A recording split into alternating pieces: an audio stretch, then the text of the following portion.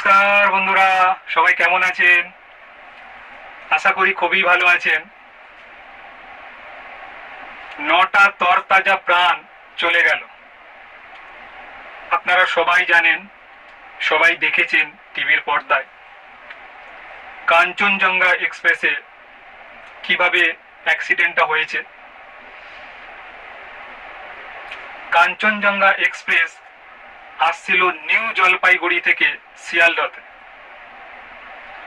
Rangapani station ছাড়িয়ে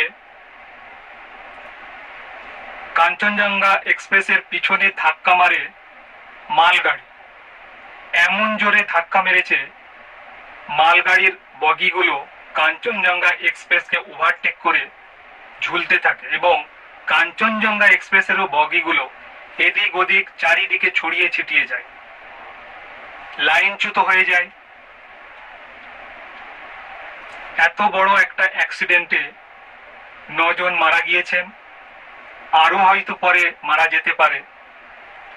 এখনকার খবর অনুযায়ী 9 জন মারা গিয়েছেন এবং 40 জন আহত হয়েছেন।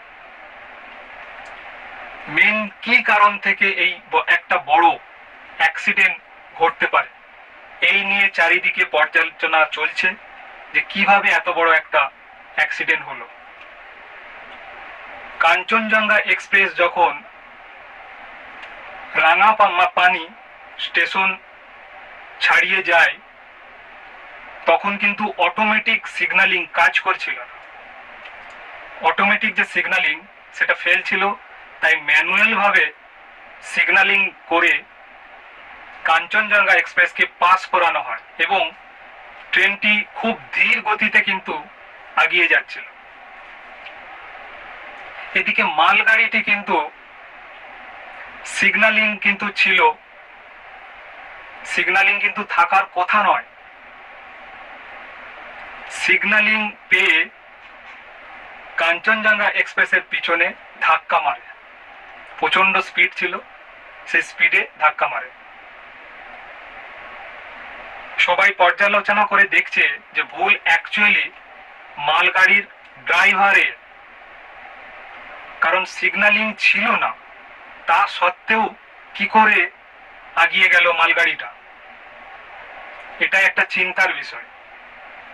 অটোমেটিক সিগন্যালিং ছিল না, ওখানে ম্যানুয়াল ভাবে সিগন্যালিং দিচ্ছিল। তো সে ম্যানুয়ালিং সিগন্যালে কাঞ্চনজঙ্ঘা এক্সপ্রেস তো ধীর গতিতে বেরিয়ে যায়, কিন্তু পিছন দিক থেকে মালগাড়ি এসে ধাক্কা মেরে এই বিপদটি ঘটিয়ে দেয়। মালগাড়ির 2 ড্রাইভার মারা যায় আর কাঞ্চনজঙ্ঘা এক্সপ্রেসে যাত্রীদের মধ্যে 9 জন মারা গিয়েছেন, 40 জন আহত হয়েছেন। এটা বাড়া কমা হতে পারে, কম তো হবে না, বাড়তে পারে।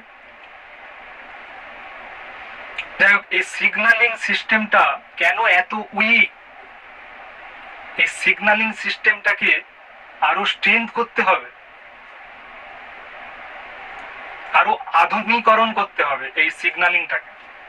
এই সিগন্যালিং এর জন্যই কিন্তু অনেক কিছু নির্ভর করছে। একটা রং সিগন্যালিং কত জনের প্রাণ নিয়ে নিতে পারে। সিগন্যালিং ব্যবস্থাটা অবশ্যই ঠিক করা উচিত। মাননীয় রেলমন্ত্রী অশ্বিনী বৈষ্ণব উনি এসেছিলেন, চারিদিকে ঘুরে দেখেছেন, যারা মারা গিয়েছেন 2 লক্ষ টাকা করে ক্ষতিপূরণ দিয়েছেন, আর যারা আহত হয়েছেন 50,000 টাকা করে ক্ষতিপূরণ ঘোষণা করেছেন। তো সিগন্যালিং ব্যবস্থাটাকে স্ট্রং তো করতেই হবে। কেন বারবার এত দুর্ঘটনা, কেন মানুষের প্রাণ যাবে?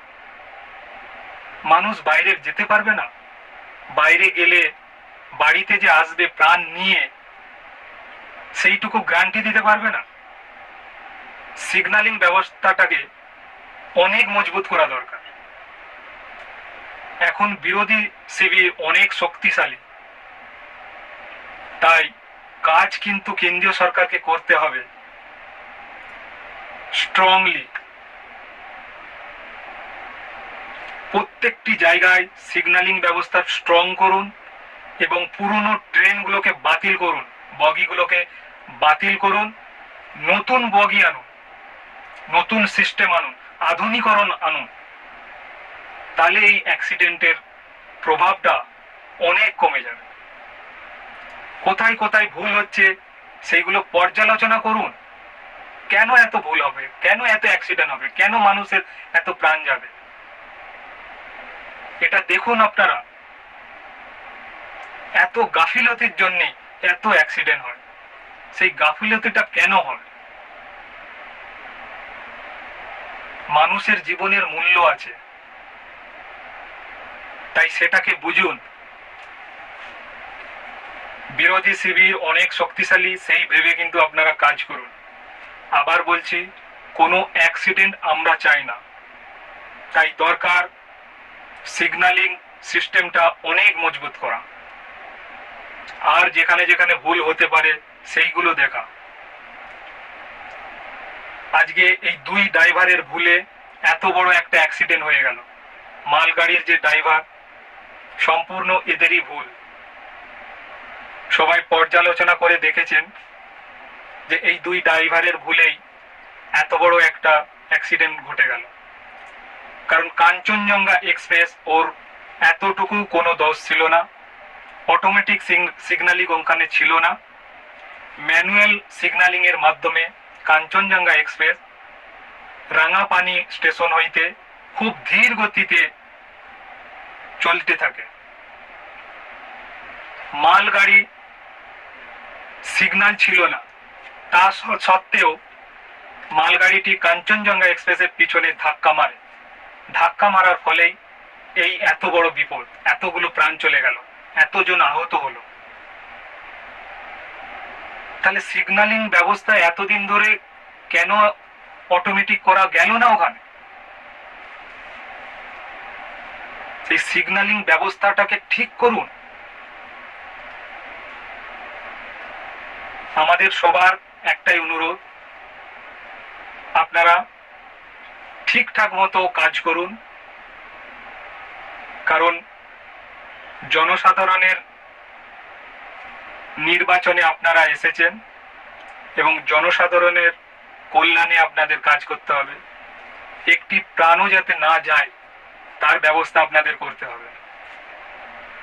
তাই যেখানে যেখানে ভুল ত্রুটি হচ্ছে সেইগুলো সংশোধন করার চেষ্টা তো অবশ্যই করতে হবে। এই ভুল যেন না হয়, কারণ এই প্রাণ আর যেন না যায়, এত লোক আহত হয়েছে সেগুলো যেন না হয়।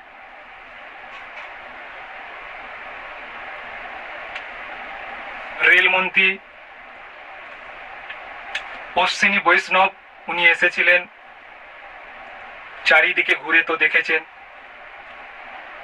বগিগুলো তো এদিক ওদিক উলট পালট হয়ে আছে, লাইনচ্যুত হয়ে গিয়েছে, মালগাড়ি উপরে উঠে গিয়েছে। সে বিভৎস দৃশ্য, বিভৎস। সেই বিভৎস দৃশ্য আপনারা টিভির পর্দায় দেখেছেন। অনেকে চিৎকার করছে বাঁচার জন্য, কিন্তু বাঁচানো গেল না, অনেকগুলো প্রাণী চলে গিয়েছে। এখনকার খবর অনুযায়ী 9টা প্রাণ চলে গিয়েছে, 40-এর উপরে তো আহত হয়েছে, আরো পরে কত বাড়বে তা জানি না। যাই হোক, সরকার থেকে ঘোষণা করা হয়েছে যারা মারা গিয়েছেন 2 লক্ষ টাকা করে দেয়া হবে এবং যারা আহত 50,000 টাকা করে দেওয়া হবে। তো আমার মতে এটা আর একটু বাড়ালে খুবই ভালো হতো। 2 লাখের জায়গায় 5 লাখ করা দরকার এবং যেখানে 50,000 ওখানে 1 লাখ টাকা করা দরকার। কারণ ভুল আপনাদেরই এর খেসারত দিতে হবে মানুষজনকে। তাই আবারও বলছি, সিগন্যালিং ব্যবস্থা একদম ওকে করুন, কোনো প্রাণ যেন এর আগে না যায়। আর কোথায় ভুল ত্রুটি হচ্ছে সেগুলো পর্যালোচনা করুন। তাহলে আগামী দিনে কোনো অ্যাক্সিডেন্টই হবে না। তো বন্ধুরা, কেমন লাগলো আজকের ভিডিওটি অবশ্যই জানাবেন। আর আপনারা এত ধৈর্য সহকারে আমার সঙ্গে আছেন, সেই জন্য অনেক অনেক ধন্যবাদ আপনাদের। খুব ভালো থাকবেন, সুস্থ থাকবেন। আর এই যে গরম পড়েছে, এই গরম থেকে বাঁচতে যখন বাইরে বেরোবেন অবশ্যই ছাতা ব্যবহার করবেন, কিংবা টুপি, সানগ্লাস ব্যবহার করতে পারেন। ঘন ঘন একটু জল খেতে হবে, এইভাবেই থাকতে হবে, কারণ যত দিন গড়াবে ততই কিন্তু তাপমাত্রা বাড়তেই থাকবে। এটা আমাদের মেনে নিয়েই আমাদের কিন্তু চলতে হবে, কিচ্ছু করার নেই। কারণ গ্লোবাল ওয়ার্মিং তো চলছে, তাই না? আমাদের এইভাবেই চলতে হবে। যাই হোক, আপনাদের অনেক অনেক ধন্যবাদ সম্পূর্ণ ভিডিওটি দেখার জন্য। আবার আসবো একটা নতুন ভিডিওর সঙ্গে আপনাদের কাছে। তো আজকের জন্য টাটা, বাই বাই।